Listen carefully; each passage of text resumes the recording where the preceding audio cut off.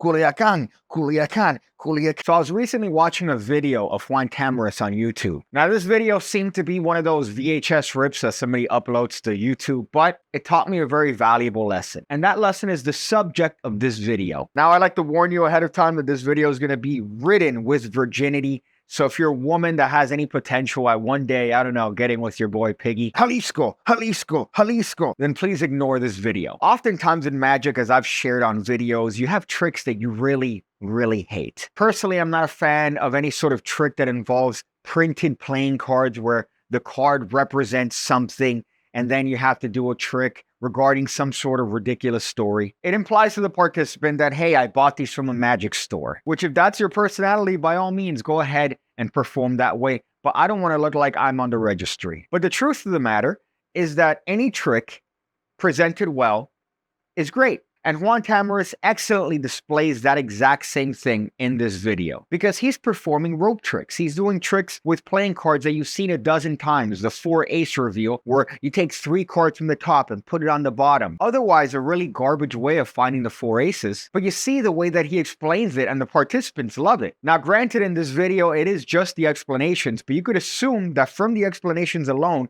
how he brings in his energy into every performance. He takes a trick that's very procedure heavy and turns it into a wonderful bit of entertainment for any audience. And that's one thing that Juan Tamariz is a master of. He could take any trick and turn it into a miracle and turn it into something that participants are going to remember. He's the type of person that takes that labor that's required for any trick, even if it's dealing through the entire deck 3 times, and he'll turn it into something that participants remember and they're entertained. So watching that video really got me thinking of tricks that I potentially hate and how I could turn them into something entertaining. Of course, if you want to find a bunch of tricks that you'll love, you should check out my brand new book, The Art of the Squeal. It's available now, full of routines, tricks, moves. It's fun.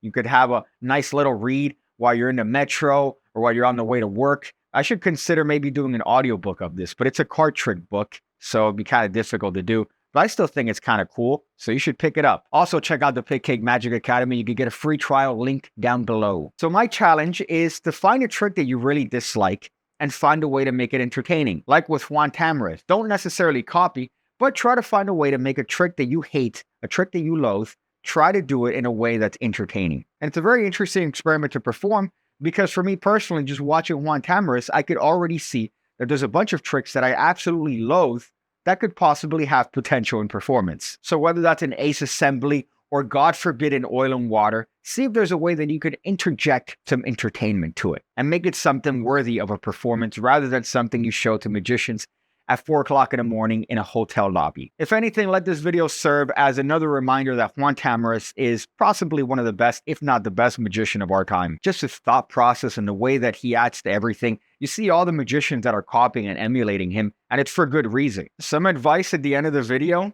Boy, I don't know how to get into this, seeing that I've used everything in my nearby vicinity. Maybe if I venture into the bathroom, I hope the microphone still works. But here we have baby wipes. Here we have baby wipes. I can't tell you how much I advocate for baby wipes. If you use toilet paper, you are simply smearing, whereas this cleanses. If you use toilet paper, you still have poop.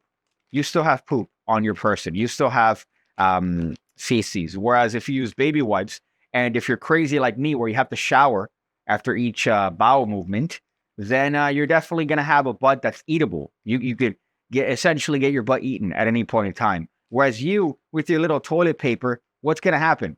What's going to happen now? You're going to be walking around with a dirty butt all day, but you think you clean it because there's nothing on the toilet paper? No. Use baby wipes and potentially shower after. Disgusting. I see you again. When I see you again. When I see you again.